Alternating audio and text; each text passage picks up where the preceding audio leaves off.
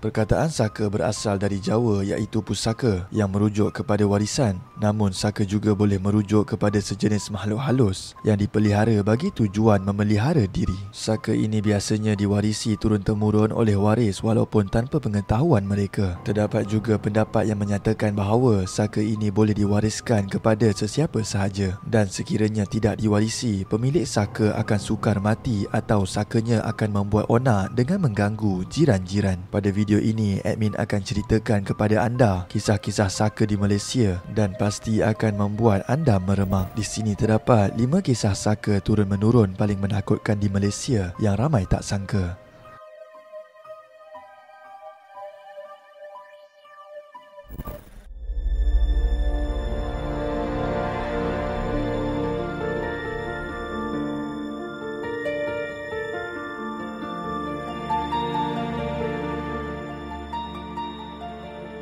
Adakah anda tahu siapa yang pertama memulakan resort bertemakan kontena di Malaysia? Ia adalah The Cabin Boutique Resort yang terletak di Jeram, Selangor. Resort ini pernah menjadi tempat berlakon filem Isteri Untuk Dijual lakonan Nora Danish dan Kamal Adli dan juga pernah dikunjungi oleh Rare TV dan mereka sangat berpuas hati dengan fasiliti dan servis di sini. Pengalaman duduk dekat sini dia bukan sekadar di kabin saja, tapi kita jalan-jalan sini pun dah memberikan satu suasana yang orang kata menenangkan. Terdapat swimming pool sepanjang 50 kaki, bilik karaoke, hall terbesar di dunia yang dibina daripada kontena sesuai untuk event, sebuah kafe, court futsal, volleyball dan basketball, aktiviti berbasikal dan memanah dan banyak lagi.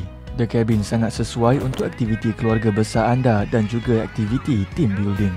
Bukan itu sahaja, berdekatan resort ini juga terdapat daya tarikan seperti pantai cermin atau sky mirror, aktiviti melihat firefly, eagle feeding, melawat sawah padi sekincan dan banyak lagi. Pada waktu malam pula terdapat movie night di bawah pokok. Jom book bilik The Cabin anda dengan WhatsApp atau call nombor ini atau pergi ke website dengan tekan link di bawah. Sertakan juga promo kod Top Malaysia untuk dapatkan 10% diskaun terhad. Nombor 5. Saka Harimau.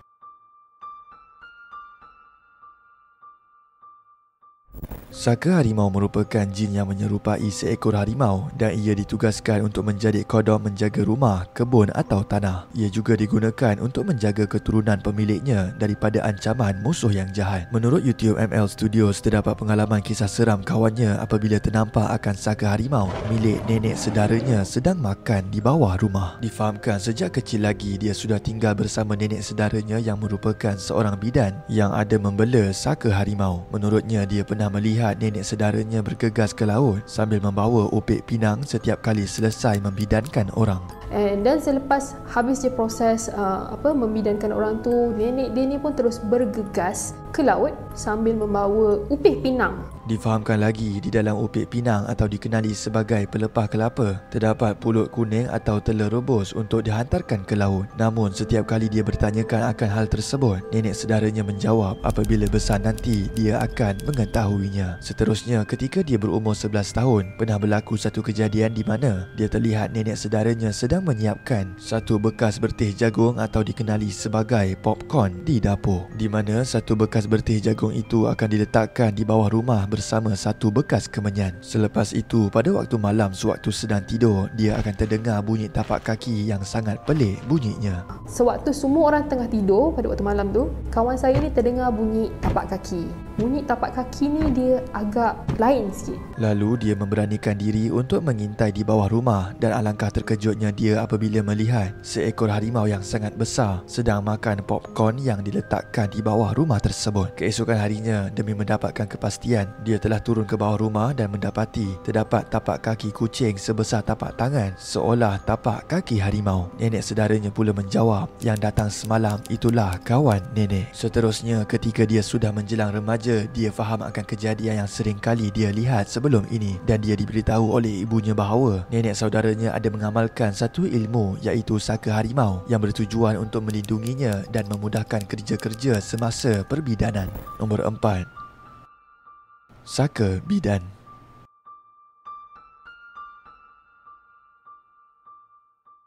Saka bidan merupakan kodam jin yang digunakan untuk membantu proses kelahiran bayi dan hal-hal masalah kewanitaan. Menerusi YouTube Kamarina Hashim, dia telah menceritakan pengalaman kisah seram yang dialami oleh Nurul sewaktu dia diganggu di kampungnya di Kota Baru, Kelantan. Difahamkan Nurul dan saudaranya tinggal dan melawat nenek mereka di kampung, dan pada suatu hari, kira-kira jam 10 malam, moyangnya berasa lapar lalu dia ke dapur untuk mengambilkan nasi dan lauk. Difahamkan lagi jarak antara ruang tamu ke dapur agak jauh dan perlu meneruni tangga, serta di belakang rumah pula merupakan kawasan hutan. Ceritanya bermula sewaktu dia sedang mengambil nasi di dapur dan tiba-tiba dia terasa seolah seseorang menolaknya daripada belakang. Walhal tiada sesiapa di dapur, sebaik saja dia menoleh ke belakang dan yang kelihatan hanyalah tandas kosong. Kemudian dia menyambung semula untuk mengambil lauk dan secara tiba-tiba kedengaran pula seseorang sedang bernafas di bahagian tepi telinganya, dan sekali lagi dia terasa ditolak seseorang. Dia dengar ada suara orang bernafas dekat tepi telinga dia.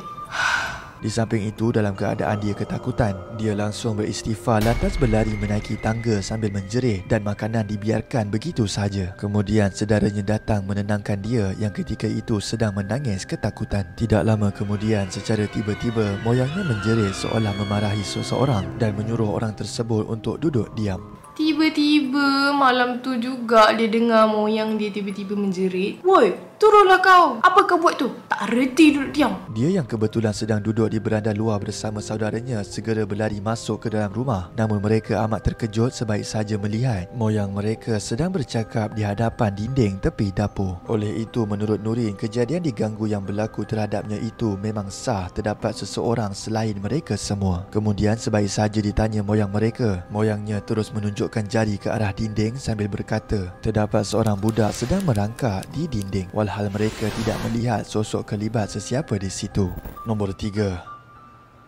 Saka buaya.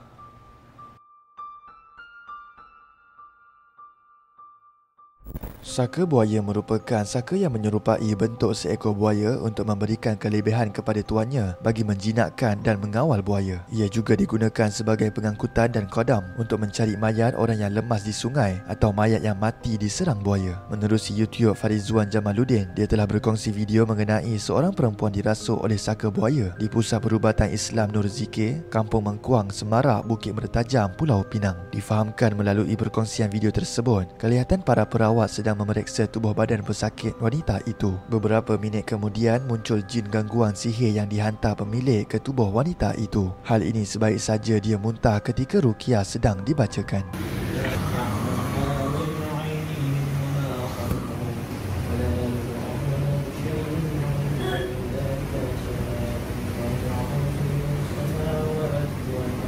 Kemudian secara tiba-tiba dia terbaring dan meronta-ronta seperti seekor buaya. Lalu kesemua perawat membantu untuk mengeluarkan gangguan dari tubuhnya dengan bertindak memancung gangguan yang terakhir. Selepas itu pesakit akhirnya muntah berkali-kali di dalam baldi sambil tertiarap sebaik saja munculnya saka buaya yang dipercayai sudah lama mendampinginya tanpa diketahui.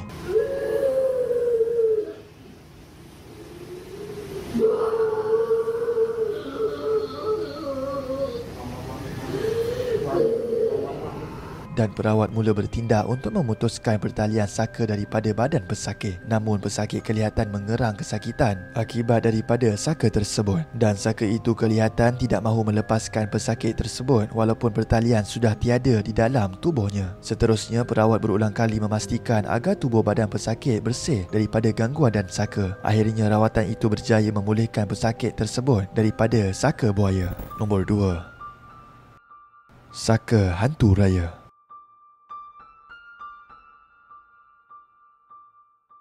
Saka hantu raya merupakan jin yang dipelihara untuk mendapatkan kekuatan luar biasa. Ia mampu melakukan sesuatu pekerjaan yang berat yang tidak dapat dilakukan oleh orang biasa tanpa bantuan sebarang peralatan, dan ia juga mampu menyerupai tuan badannya. Menerusi YouTube Kamarina Hashim, dia telah menceritakan pengalaman Farah yang kerap kali melihat kelibat teman lelakinya yang dikatakan ada membela saka hantu raya. Difahamkan selepas setahun menjalinkan hubungan percintaan dengan lelaki tersebut, dia secara tiba-tiba merasa akan sesuatu sesuatu yang aneh berlaku kepada dirinya, di mana setiap kali mereka keluar berdua, dia terasa ada sesuatu yang sedang memerhati. Dia juga kerap merasa ditindih dan dihempap ketika waktu tidur. Difahamkan lagi pernah terjadi satu pengalaman semasa dia ditindih, di mana dia ternampak akan satu sosok nenek tua berwarna hitam sedang merangkak di atas badannya, dan peristiwa seram itu selalu berlaku sehinggalah dia merasakan sosok tersebut seolah berada di belakangnya ketika sedang mandi. Walhal dia menoleh ke kiri dan kanan, tiada sesiapa. Sebab waktu dia kena tindih tu, dia ternampak ada satu lembaga hitam seperti seorang nenek tua tengah merangkak dekat atas badan dia. Dan sejak daripada malam tu, memang kerap sangat benda-benda macam ni terjadi dekat Farah. Dijadikan cerita, pada suatu hari teman lelakinya meminta dia untuk menemani ibunya di rumah, memandangkan dia mempunyai urusan kerja di luar. Oleh itu, Farah dikehendaki untuk bermalam di sebuah bilik tetamu yang sudah lama dibiarkan kosong di dalam rumah tersebut. Kemudian pada malam ketika dia sedang tidur, tiba-tiba kedengaran dekat di telinganya suara seorang lelaki sedang berbisik memanggil namanya berulang kali. Tiba-tiba dia dengar suara lelaki berbisik dekat telinga dia. Korang tahu tak lelaki dia cakap apa? Dia panggil nama Farah. Dan suara tu memang betul-betul kat tepi telinga dia. Seterusnya pada jam 4 pagi, dia mula tersedar dan ingin ke tandas yang terletak berhadapan dengan meja makan dapur. Dan sebaik saja dia membuka pintu bilik, tiba-tiba kelihatan kelibat teman lelakinya dari arah belakang, dan dia mula berasa curiga kerana di dalam rumah hanya tinggal dia bersama ibu kepada teman lelakinya sahaja. Pada keesokan hari, teman lelaki dia memberitahu bahawa kejadian tersebut mungkin hanyalah mainan tidurnya. Selepas beberapa hari kemudian, dia diberitahu oleh rakan biliknya, dia ternampak teman lelaki Farah datang masuk sampai ke dalam rumah sambil tersenyum dan bertegur sapa. Menurut rakannya lagi, dia juga melihat lelaki tersebut terbaring di atas sofa sambil menonton televisyen. Walhal ketika mereka keluar rumah, kelihatan tiada sesiapa. Selepas itu, roommate-nya berasa curiga dan menurutnya teman lelaki Farah bukanlah manusia dan seolah ada sesuatu perkara mistik yang dirahsiakan teman lelakinya. Kemudian dia disarankan agar segera berjumpa dengan ustaz untuk berubat, dan setelah berubat, dia diberitahu bahawa teman lelakinya itu memang didampingi saka, iaitu hantu raya.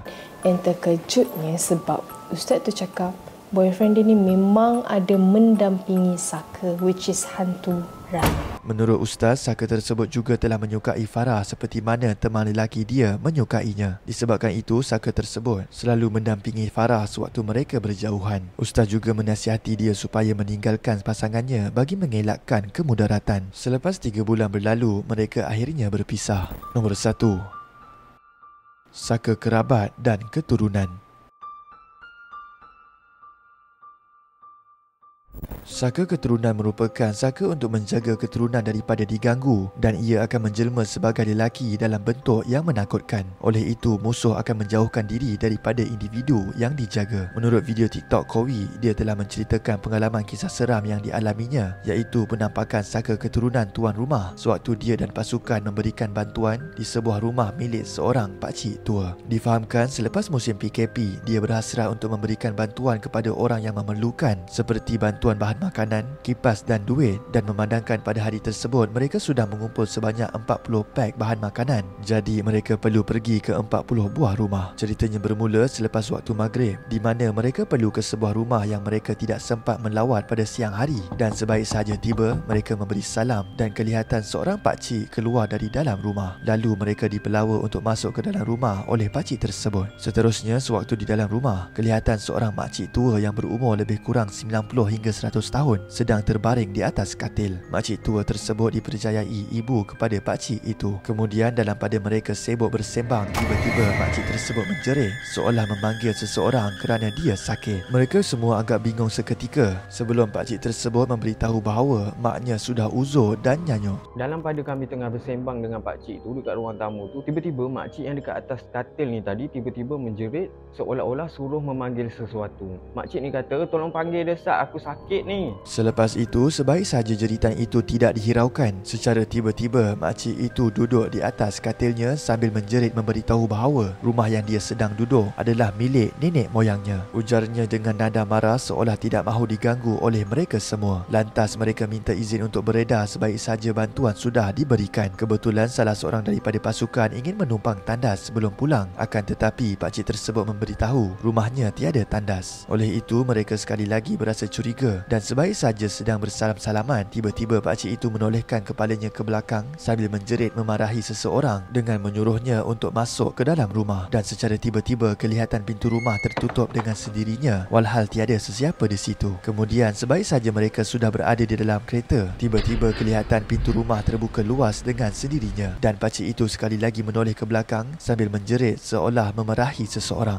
Waktu tengah bersalam-salam tu, tiba-tiba pakcik ni menolehkan kepala dia ke belakang sambil dia menjerit, "Aku cakap kau masuk, kau masuk." Waktu tu kami pelik lah kan. Pakcik ni marah siapa sebenarnya? Seolah-olah macam dia marahkan sesuatu, suruh masuk ke dalam rumah. Seterusnya, sewaktu dalam perjalanan pulang, secara tiba-tiba salah sebuah kereta daripada pasukannya terhenti kerana difahamkan mereka ternampak sosok seorang perempuan dengan kakinya tidak jejak ke tanah sedang melintas. Kemudian salah seorang daripada pasukannya menunjukkan ke arah rumah pakcik tersebut dan mereka mendapati pintu rumah pakcik itu terbuka luas dengan sendirinya, seolah benda yang dimarahi oleh pakcik itu tadi sudah keluar rumah. Kesimpulannya, menurut mereka kemungkinan benda yang melintas di hadapan mereka adalah saka kepada pakcik tersebut yang ingin mengganggu mereka.